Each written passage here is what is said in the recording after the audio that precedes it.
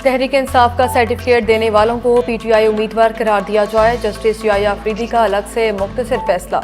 कहा, तहरीक इंसाफ को उसी तनासुब से मखसूस नशिस्तें दी जाएं। वो 41 उम्मीदवार जिन्होंने दूसरी पार्टियां ज्वाइन की, उन्हें आज़ाद करार नहीं दिया जा सकता। ऐसे अरकान ने वोटर्स को धोखा दिया। इलेक्शन कमीशन को सूबों और कौमी असम्बली की मखसूस नशिस्तों का दोबारा जायजा लेने का हुक्म।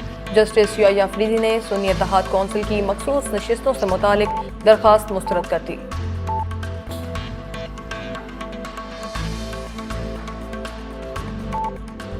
हुक्मरान इत्तेहाद 2/3 अक्सरियत से महरूम। आइन में तरामीम का इख्तियार खत्म हो जाएगा। पीटीआई कौमी असम्बली में सबसे बड़ी जमात बन जाएगी।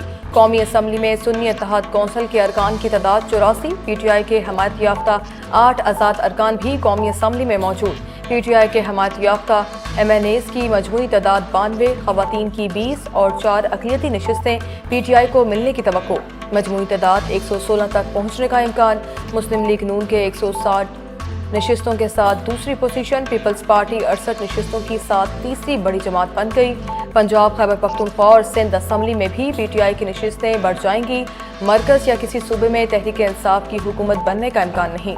खैबर पख्तूनख्वा असम्बली में तहरीक इंसाफ को 26 नशिस्तें मिलने का इम्कान। पंजाब असम्बली में नून लीग की नशिस्तें कम होकर 205 रह गईं। पीटीआई की नशिस्तें 104 से बढ़कर 131 तक हो जाएंगी। सिंध असम्बली में पीटीआई को 200 नशिस्तें मिलेंगी। पीपल्स पार्टी और MQM की एक नशिस्त कम होगी।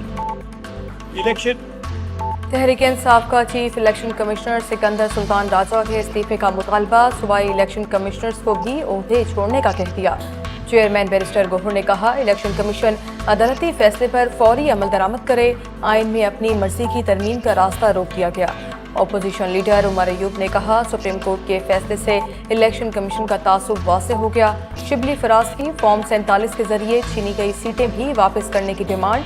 सलमान अकरम राजा बोले, फैसला कामयाबी की जानिब पहला कदम है। आज हमने कानूनी जंग जीती है, सियासी जंग जीतना भी बाकी है। वज़ीर आला खैबर पख्तूनख्वा सरदार अली मीन गंडापुर का सुप्रीम कोर्ट के फैसले का खैर मकदम। कहा, मखसूस नशिस्तें हमारा हक था, आज हमें हमारा हक मिल गया। शॉर्ट ऑर्डर पीटीआई को वो रिलीफ दिया गया जो उन्होंने मांगा ही नहीं था।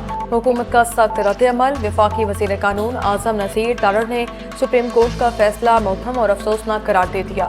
कहा, कानून की तशरीह करने की बजाय नए सिरे से लिख दिया गया। सुप्रीम कोर्ट के फैसले से हुकूमत को कोई खतरा नहीं। फैसले के खिलाफ अपील का फैसला काबीना करेगी। मुशीर वज़ीर आज़म राना सनाउल्लाह बोले, आज बिन मांगे इंसाफ दिया गया। ऐसे फैसले मुल्क को कौम के मफाद में नहीं होते। आइन में तरमीम की इजाज़त देने वाले फैसले को कौम ने बरसों भुगता।